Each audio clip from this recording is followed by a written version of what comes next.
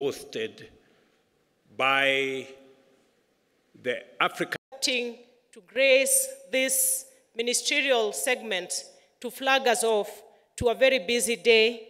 And without much ado, ladies and gentlemen, let's put our hands together to welcome His Excellency President William Ruto to make his remarks. Thank you, Excellency.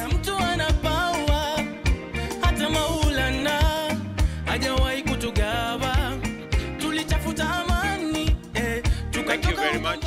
Thank you very much. Let's take our seats. Thank you very much.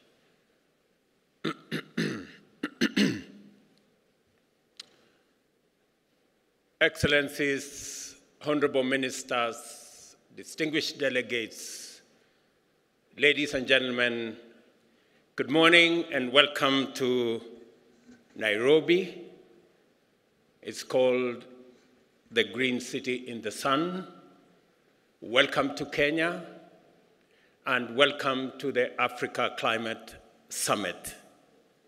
Of the people and government of Kenya to this meeting that is co-hosted by the Africa Union and the government of Kenya.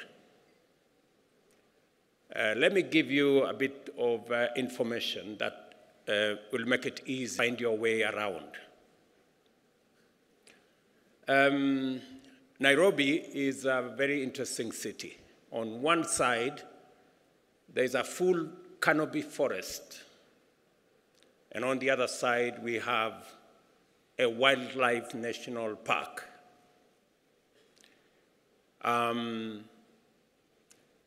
We keep the wildlife in the park because we have a fence. But sometimes, as nature would be, they break away from the fence. So while you are doing your morning walk, you might encounter a lion. Please be careful. It is not tamed, it is wild. Let me also inform you that Nairobi is the home of the United Nations Environmental Program, the only UN agency headquarters in the global south. So, discussing matters environment, including myself as a scientist, discovered and located the earliest remains of man on Earth. In other words, this is where humanity began. Before you guys went all over the place, in Europe and America and Asia and the rest of our continent, this is where we all began. And therefore, allow me to welcome you home.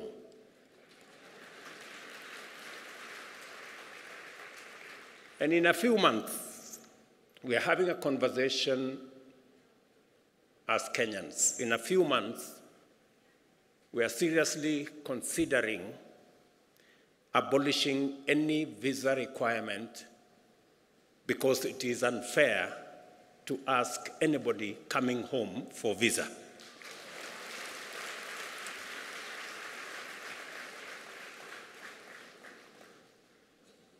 I welcome all the delegates who responded positively to Africa's call to gather at this inaugural Africa Summit in order for us to imagine, design, and then build a future of prosperity for Africa and the world.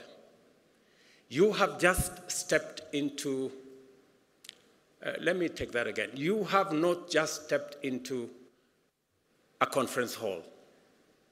You have entered the future, a future ripe with potential driven by global partnerships committed to African prosperity, inclusive growth, and a livable planet for all of us.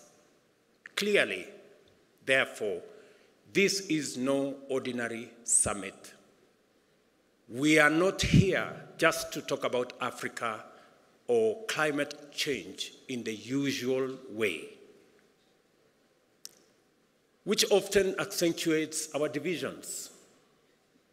You all remember the North versus South, developed versus developing, polluters versus victims, and the whole of that conversation. And even within our own government, sometimes we have conversations around economic development, so badly needed for us to achieve stable and dignified livelihoods, and as a trade-off with environmental stewardship as if they are mutually exclusive, when in actual fact, they are positively reinforcing. Let me be clear, these conversations are necessary. Africa's carbon footprint remains small, but the human toll of climate change is disproportionately high. The urgency to address loss and damage and to configure appropriate financial mechanisms for resilience grows with each extreme weather event and each bout of climate-induced insecurity. A complex interplay of needs and responsibilities is a daily challenge, but it should not lead to a deadlock. We must be alert to the fact that they can sometimes blind us to the bigger picture. Delivering prosperity and well-being for Africa's growing population without pushing the world deeper into climate disaster is not just an abstract proposition or a mere wishful thinking. It is a real possibility proven by science and affirmed by emerging experience. An opportunity-oriented focus on climate action is the engine for propelling Africa into a realm of stability and prosperity, elevating us to middle-income status and beyond. This context is precisely what sets this climate summit apart from others. It aims to unite us across neighborhoods, across sectors, across institutions, local or international, across country borders, across continents, and across generations. It is because we all have a shared stake in the Earth's ability to sustain life that we must envision together a future that embraces the values of equality, human security, and shared prosperity. Africa possesses all the necessary conditions to realize this future. Our foremost asset is our young and growing young people and workforce, educated, skilled, and motivated to pursue industry, innovation, and enterprise. And we saw them here speak ably this morning. And I congratulate the young people who've been here for the last 3 days, and they have done a tremendous job in the Youth Summit. We have ample renewable energy potential as well, and the natural assets and resources to green our own consumption, but also to meaningfully contribute to decarbonization of the global economy. We must see in green growth not just a climate imperative, but also a fountain of multi-billion-dollar economic opportunities that Africa and the world is primed to capitalize. We are brought together by a clear understanding and deep concern about the inadequacy of our present means in terms of institutions and available finances to deal effectively with the magnitude of our collective threats and challenges. But we will not shy away from the difficult conversations and uncomfortable realities that must be addressed to achieve meaningful change. Policy, regulations, taxation, trade, and climate justice will all be scrutinized in national, regional, global contexts. Yet, the way we frame these discussions matters. I invite all of us to adopt opportunity lens as we navigate these complex dialogues. For a very long time, we have looked at this as a problem. It is time we flipped and looked at it from the other side. There are opportunities, immense opportunities as well.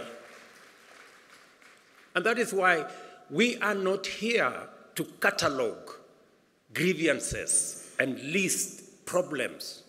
We are here to scrutinize ideas, assess perspectives, so that we can unlock solutions.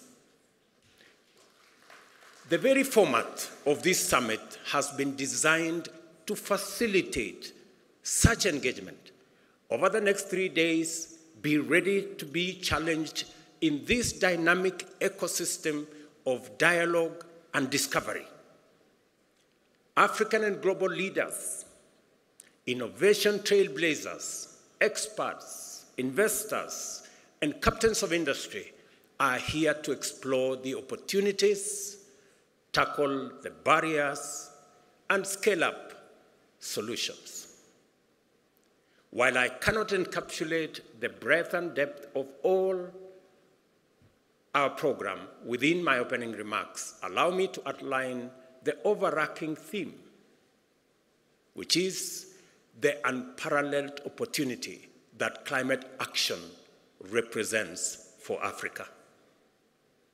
As you're aware, the climate conversation began 31 years ago in 1992 in Rio de Janeiro. But this is the first African summit 31 years later. When my colleagues agreed, in the Africa Union that is, agreed to my offer to host this climate summit, it was clear to me that this inaugural summit is going to be the stepping stone. Africa had not consolidated and assembled its ideas and brought them to the table. I am confident that now going forward, we have all what it takes to create a win-win outcome out of this very intense conversation about climate change. This occasion summons us to contemplate the full range of possibilities that can be unleashed by directing investment and appropriate technology to actualize our continent's abundant resource endowments. Let's change, a stark reminder of the urgent need for adaptation. Yet, much of the world is just waking up to the merits of restorative agriculture, a practice that already resonates with African farming practices. By building on the wealth of indigenous knowledge, we can scale, enhance, and even monetize our agricultural systems. This enables us to unlock the huge potential in our agricultural land assets, representing 2/3 of the world's uncultivated, underutilized arable land, to feed our growing populations and to do so in harmony with our invaluable natural carbon sinks. Additionally, the restoration and expansion of Africa's natural carbon sinks are not just an environmental imperative, in fact.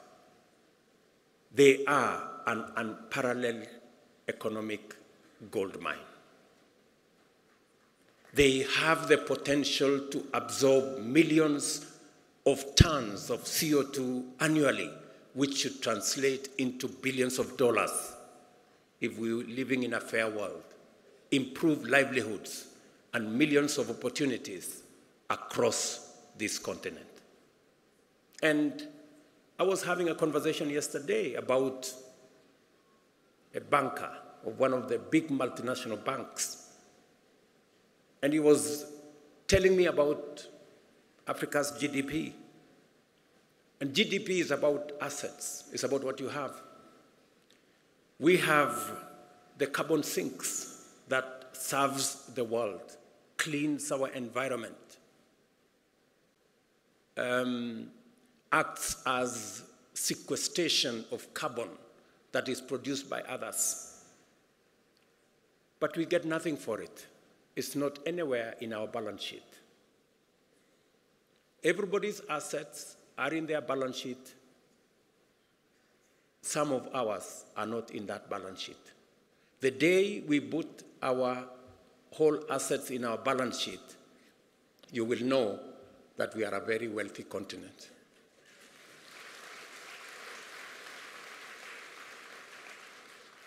And let me say, we do all that, but it doesn't count for much. But we do it anyway, because we love this world, because it's our home.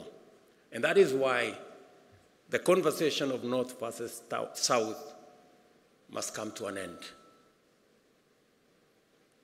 Who did what?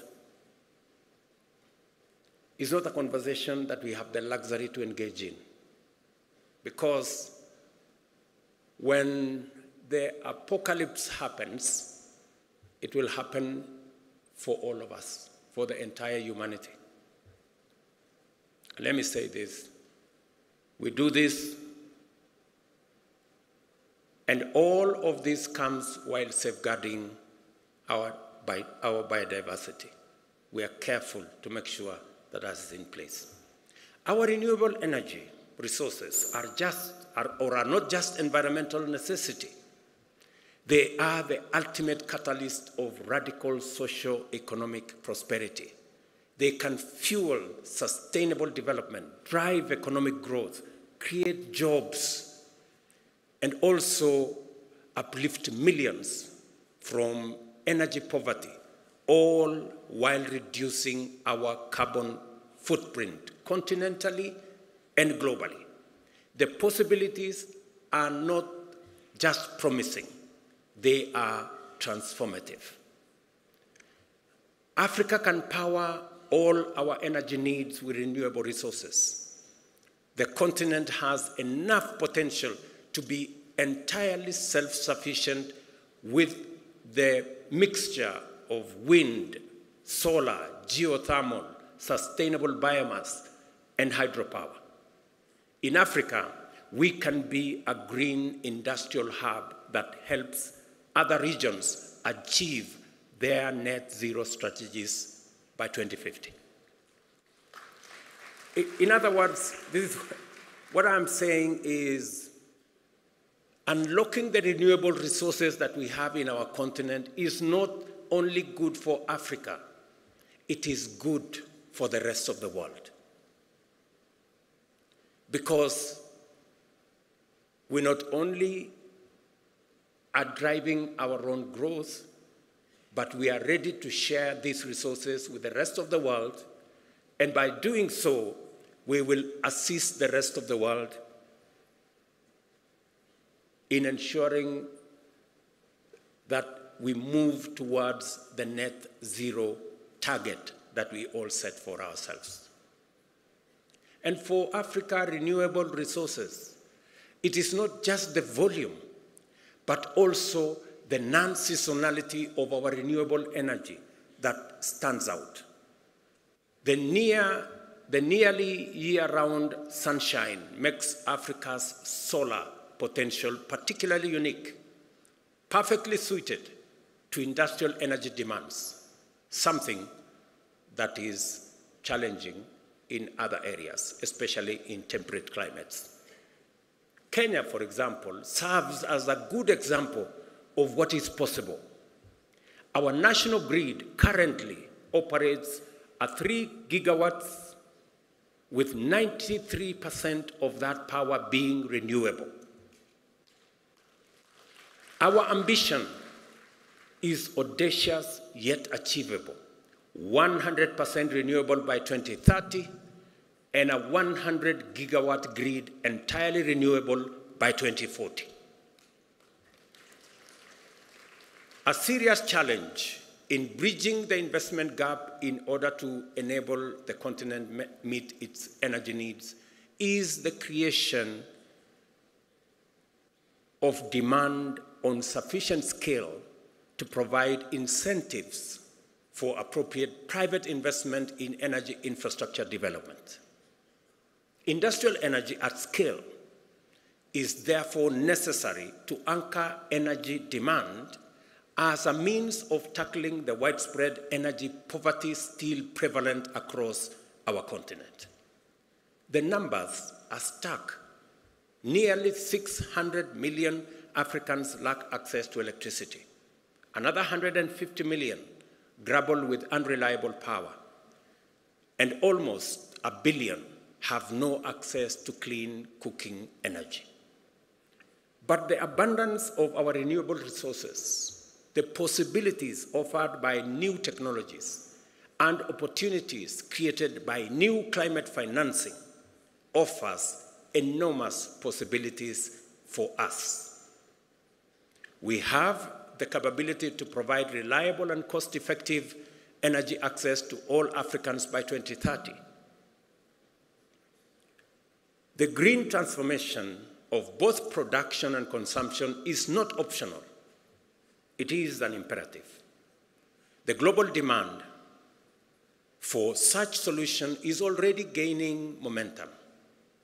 Our strategic proximity to substantial reserves of metal and minerals necessary for the global energy transition makes Africa an attractive candidate to become a global hub in green industrial supply chain, from refining metals and minerals to constructing and assembling electric motor vehicles, batteries, and other components.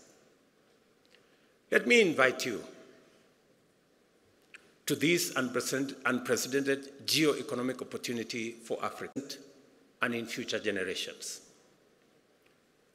Let's make no mistake, however, we have no choice but to approach this colossal task with clear minds and open eyes. A lot needs to happen before Africa can live up to its full potential of providing climate solutions for its citizens and to the entire world. Over the next few days, I have no doubt that African leaders seated here and our friends from elsewhere will be open, honest, and direct about what we can commit and bring to the table, and the type of the collaborations we need from our global partners. My call to everyone present in this historic summit is for us to work together and converge our efforts on African priorities. I urge everyone to make a contribution to our generation's unprecedented and highly consequential endeavor to catalyze climate action in a spirit of candor, collaboration, and courage. Let us imagine a pathway for different financial structures that can deliver on Africa's goals. Let us commit to invest in viable solutions presented by renewable energy, green industrialization, climate-smart agriculture, and nature conservation. I am confident that we are all inspired by the possibilities before us and galvanized by the demands of this critical time to engage productively, collaborate successfully, and conclude the Africa Summit with a Nairobi Declaration on green growth and climate finance agenda that will commit us to pursue a climate-positive path to propel Africa's economy and promote job creation in a manner that limits our emissions and aids global decarbonization efforts. Excellencies, ladies and gentlemen, friends, this summit is a moment to imagine a bold and radically affirmative African future. We are here to envision a continent that links markets and connects resources with demand, unlocking massive economies of scale, a continent that offers an economic backbone for a decarbonized world, a continent that thrives and shapes climate-proof future for all. So, as we immerse ourselves into the array of complex issues during the summit, let us fix our gaze firmly upon the horizon of possibilities. The future is not just something to hope for. Neither is it something to merely wish or wait for. The future is for us to conceptualize and actualize, starting now.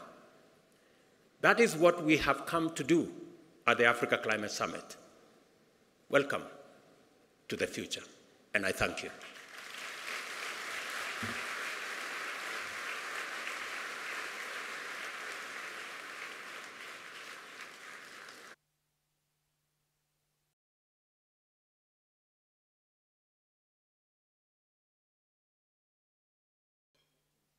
One more round of applause to all the speakers who have spoken so well. Thank you very much, Your Excellency.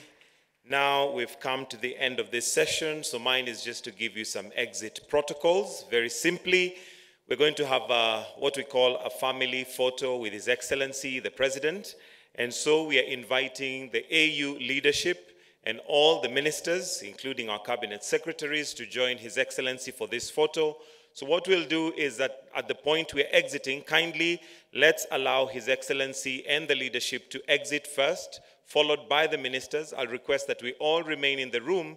Then after that, we will be free to take a short break. But for now, we'll all be upstanding kindly as we allow His Excellency, the President, the AU leadership, and the ministers to proceed to the photo shoot. The photo will be taken at the main entrance to KICC. We do have some protocol officers who are going to guide us on that. So we proceed to the main entrance of KICC, where we have an arrangement for all the ministers together with His Excellency the President to take the family photo. Otherwise, have yourselves a wonderful rest of the day.